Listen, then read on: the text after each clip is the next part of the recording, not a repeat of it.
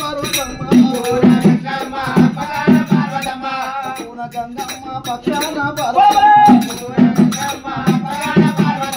మూడు నేత్రాల గల ముకోటి ఈశ్వరుడా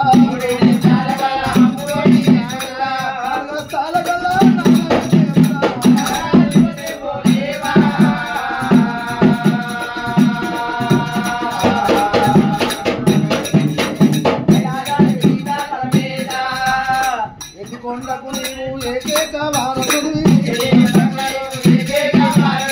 హరిభట్ట దానాలు చెయ్యల్ల ఊపిది పొయ్యల్ల ఊపిది